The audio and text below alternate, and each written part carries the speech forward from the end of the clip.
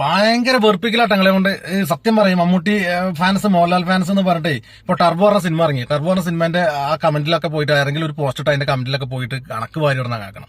പുലിമുരുകി 250 കോടി നേടി, ഇക്കാന്റെ പടം എത്ര നേടി, അണ്ണന്റെ പടം എത്ര നേടി എന്ന് പറഞ്ഞിട്ട് ഞാൻ ചെങ്ങൈമാരെ നാണല്ലേ നിങ്ങൾക്ക്. ഇനി ഇത് പിടിച്ച് തൂങ്ങിക്കൊണ്ടിരിക്കുക ഞങ്ങള്. എടാ മൂക്കൊലിപ്പ് മാറാത്ത പിള്ളേർ തന്നെ ഇവിടെ 300 കോടി 400 കോടി കളക്ഷൻ മാറ്റിരിക്കുക. ആ മഞ്ഞുമ്പൽ ബോയ്സ് ഒക്കെ വാങ്ങിയ കളക്ഷൻ എത്രയാണ്? ഹൈ, ഇതൊക്കെ നിങ്ങളുടെ ജീവിതത്തിൽ ഇവർക്ക് നേടാൻ പറ്റിയിട്ടുണ്ടോ?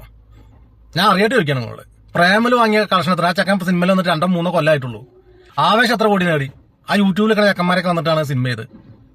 ഇനി നിങ്ങൾക്ക് നാണല്ലെന്ന് ഞാൻ ചോദിക്കണേ. ഇക്ക അണ്ണൻ എന്നും പറഞ്ഞിട്ട് ഇക്കാന്റെ പടം ഇനി എത്ര മുക്കിത്തൂറിയാലും, ഫാൻസ് മുക്കിത്തൂറിയാലും ഒരു പരിധിയില്ലേ? എത്ര കോടി കളക്ഷൻ ആവും നിങ്ങൾ ഏറി? മാക്സിമം എത്ര വാങ്ങാൻ കഴിയുന്നുണ്ട് എന്ന് പറഞ്ഞ നിങ്ങളെവിടെ തല കുത്തി പറഞ്ഞ മഞ്ഞുമൽ ബോയ്സിന്റെ അത്ര കളക്ഷൻ വാങ്ങാൻ മമ്മൂട്ടിന്റെ പടത്തിനെ കൊണ്ട് സാധിക്കോ?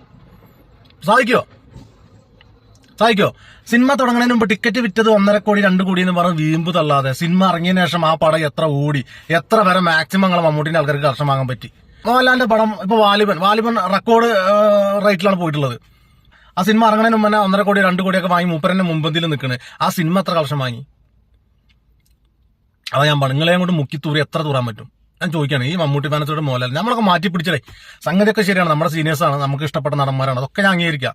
ഞാൻ അങ്ങോട്ട് പച്ചയ്ക്ക് ചോദിക്കുകയാണ്, നിങ്ങളെ ഫാൻസാരെ മുക്കി തൂറിയിട്ട് എത്ര കോടി വാങ്ങാൻ പറ്റും? നിങ്ങൾ മൊത്തത്തിൽ മുക്കിയിട്ട് എത്ര വാരി? എടാ ഒരു മുക്കലും ഇല്ലാണ്ടല്ലടാ ഈ മഞ്ഞുമൽ ബോയ്സ് ഒക്കെ എത്രയും വാരി കളക്ഷൻ മാറിയത്, ഈ ആവേശം മാറിയത്, ഈ പ്രേമലു വാരിയത്.